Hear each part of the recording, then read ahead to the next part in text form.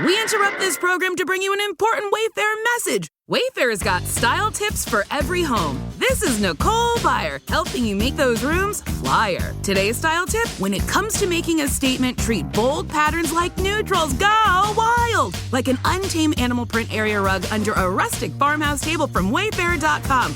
Ooh, fierce! This has been your Wayfair style tip to keep those interiors superior. Wayfair, every style, every home. We interrupt this program to bring you an important Wayfair message. Wayfair's got style tips for every home. This is Styles McKenzie helping you make those rooms sing. Today's style tip: when it comes to making a statement, treat bold patterns like neutrals. Go wild, like an untamed animal print area rug under a rustic farmhouse table from Wayfair.com. Arr, fierce. This has been your Wayfair style tip to keep those interiors superior. Wayfair, every style, every home. Okay, so you know that little lock icon you see on like some messaging apps? Right. Like, supposed to keep secrets safe. Well, imagine that lock. Right. But it suddenly like has a window open to a room where like top secret military plans are being discussed. Oh, wow. That's kind of what we're diving into today, like right at the heart of it. Right. So this deep dive we're doing, it's about a really unexpected security incident. Okay. That happened just last month, actually, in March 2025. Yeah.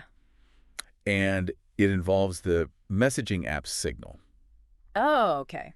So we're going to kind of like unpack how Jeffrey Goldberg, the editor-in-chief of the Atlantic, Right. he accidentally ended up in a digital space where really, really senior Trump administration officials were actually strategizing military operations against Houthi rebels in Yemen. Oh, wow. So our goal here isn't just to like rehash the headlines that everybody saw. Right. We've actually dug deep. We've looked at a ton of reports from The Atlantic, The Guardian, The New York Post, NPR, PBS, the WSJ, and even AP News. We looked at them all to really, really understand what happened here, like why it carries so much weight, and like what are the even bigger questions that it raises about technology security and just how governments communicate in this like totally connected world that we're in now. Yeah. We're going to be looking at the roles played by figures like Goldberg himself, obviously, but then also senior Trump administration members, including Vice President J.D. Vance, Defense Secretary Pete Hegseth, and National Security Advisor Mike Waltz. Right. Even Director of National Intelligence Tulsi Gabbard and CIA Director John Ratcliffe in the aftermath of this whole thing. Wow, that's a lot of people. So, okay, so like how does the editor of a major publication like The Atlantic just like end up in a chat about potential military strikes? It's like you said, it's kind of random. Yeah. So Jeffrey Goldberg, the top editor at The Atlantic, for reasons that we still don't fully understand, he just got added to this Signal group chat. Oh, wow. But this wasn't just a casual group chat, you know? This chat included like really, really senior Trump administration officials. Like who? We're talking about the vice president. Wow. The Secretary of Defense, and even the National Security Advisor. So like the top people? Yeah, they were actively discussing planned military actions in this chat. And when you say military actions, we're talking about something significant. Right. Oh, yeah, not just like routine exercises or something. No. The core of their conversations, they were focused on impending military attacks against Houthi rebels in Yemen. Oh, wow. So that like immediately elevates how serious this whole situation is. Right. We're talking about discussions that involve potential deployments of troops, specific targets that they were looking at, and even the potential for this to like cause consequences internationally. So this is serious stuff. Very serious. Now, Signal has this reputation for being like super secure. Right. Right. Like its big draw is that end-to-end encryption. Right. That's like what everybody talks about with Signal. Yeah. So the fact that this happened on Signal, it almost feels like a contradiction. Yeah, that's a really good point. I mean, Signal has built its reputation on being so secure because of that encryption. Right. Which basically means that only the people in the chat, the people who are meant to receive the messages can actually read them. Right. Like they can decipher them.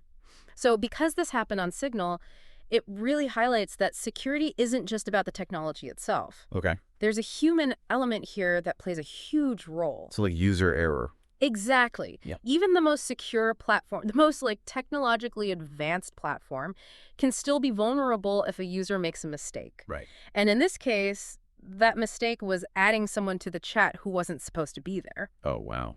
And it makes you wonder, even with such strong encryption, are platforms like this really designed for these kinds of super sensitive government discussions if they're not following the most basic user protocols? That's a good question. Like, you have to wonder. Because even though Signal's end-to-end encryption secures the messages themselves, that system of adding and removing people from a group relies on users to do it right. Right. And that's not protected by the same level of encryption. So Goldberg finds himself in this unexpected digital space, realizes what's going on, and decides to report on it. Right. That's a big decision. Oh, it is a huge decision. Once Goldberg understood what they were talking about in the chat and realized he was added there by mistake, he started publishing parts of the conversations in the Atlantic. Oh, wow. And that's when the details of these planned military operations started to become public. And these weren't just like vague outlines of plans or something, right? Like Yeah. what kind of details were actually revealed? No, the stuff that was leaked was really detailed. Right. Defense Secretary Pete Hegseth, he reportedly went into a lot of detail about the specific types of aircraft and weapons that they were planning to use. Like what? He mentioned things like F-18 fighter jets, MQ-9 drones, even Tomahawk cruise missiles. And it's even reported that the published parts of the chat talked about potential targets and the order in which they were going to attack them. So that's really specific. Very specific. And when this kind of detail gets out, it obviously raises serious concerns about what's called operational security, Right. which basically means protecting sensitive information about military operations so that your enemies don't get an advantage. Right. So if these details are just out in the open, it could potentially allow the Houthi rebels to anticipate and figure out how to counter those plans. So it could really change things on the ground. Exactly. Okay. So this is where things get even more complicated. There. Because then there's the Trump administration's response to all of this. Right. And it wasn't exactly a straightforward admission that something went wrong, was it?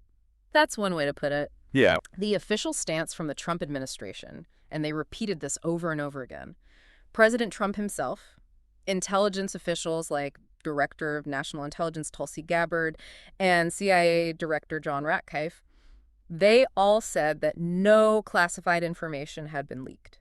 Oh, wow. They said that everything that was discussed in that chat was within the rules and that there was no actual security breach. But that seems to go against the fact that there was detailed information about weapon systems and attack sequences. Right. That ended up in a news publication. Right. It sounds like it was more than just general ideas about strategy that they were sharing. Right. That's exactly the point. That's what caused all this concern, Right. and that's what sparked bipartisan concern in Congress. Oh, wow. So despite the administration's assurances, lawmakers from both parties, From both sides. yes, they called for investigations into this whole incident. So they didn't buy it. No. And they weren't just worried about what was said in those chats, but also the fact that such sensitive matters were even being talked about on a platform that wasn't officially approved by the government. Right, because there are those specific systems, right? Exactly. There are communication systems that are specifically approved and secured by government agencies, and often they have even more security and oversight than commercial apps do. Gotcha. And the fact that a journalist just accidentally got access to this chat, Yeah. it raised some serious questions about their judgment and the protocols they had in place for handling this kind of sensitive information that affects national security. So it's not just about the content of the conversation. Right. It's about where the conversation is even happening. Exactly. Right. Which kind of brings up this bigger debate that we're always having. Right. About like what ways of communicating are actually appropriate for government business. Yeah. We all use these apps every single day for so much of our lives. So where do you draw the line when it comes to official government communication? Especially when we're talking about things like national security. Yeah. That's the million-dollar question. Yeah. Because while apps like Signal offer this really strong encryption, a lot of security experts say that you shouldn't be using platforms that aren't specifically approved by the government for discussing classified information. Right. Because commercial platforms might not have the same level of like really rigorous oversight. They may not have independent security audits, and they might not have the specific safeguards that the government builds into their systems. Right. So this was kind of a wake-up call. Absolutely. Yeah. This incident was like a huge reminder of those risks, and apparently it led to the Trump administration reevaluating their communication protocols. Oh, wow. So they had to really weigh the convenience and the fact that everyone's familiar with these apps Right. against the very real risks to national security. Tough question. Yeah. And the media, obviously, they reacted to this in a big way. I remember seeing this story everywhere Everywhere. on all the news outlets. Outlets like The Guardian and The New York Post. They dedicated so much coverage to this story, really focusing on what this could mean for national security Right. and for government transparency. And even the public reaction was really interesting. Oh, yeah, it was big.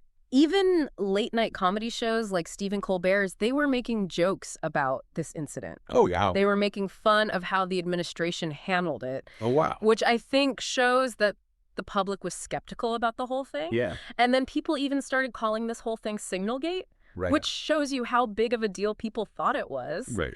Like a potential scandal. Okay, so if we kind of boil this whole Signalgate thing down to its most important parts, what are the key takeaways for you? Like, what should we really be paying attention to here? I think if we take a step back and look at the big picture, the most important thing to remember here is that it shows how vulnerable government communications can be. The fact that a journalist was accidentally added to this important chat really shows that there might be a gap between how easy it is to use modern technology and the really strict security that's needed for classified information. Right. And I think it highlights how important it is to have really clear and well-defined protocols for handling matters of national security, protocols that are enforced and followed every single time. Right. And it also sparked a really important nationwide conversation about. about the role of technology in government, Okay. how crucial it is to protect privacy, and how essential it is to have top-notch security at the highest levels of government. So we've taken a really deep dive into this signal security breach, and it's pretty clear that this wasn't just a small mistake. Yeah. It really shows us how complicated it is to handle sensitive information in this digital world that we live in. Exactly. And it leaves us with a question that we all need to think about. What's that? Given how useful and common these modern communication tools are, how can governments make sure that they're being efficient while also maintaining that really strict level of security that's needed to protect sensitive information? It's a tough question. Yeah. And there's no easy answer. No.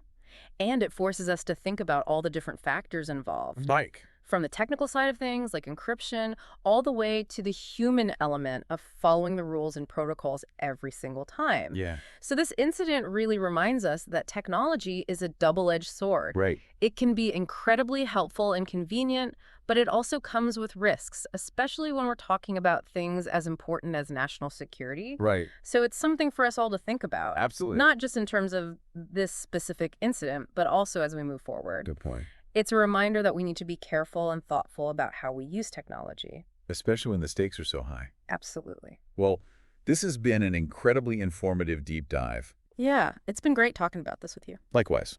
Until next time. See ya. Take care.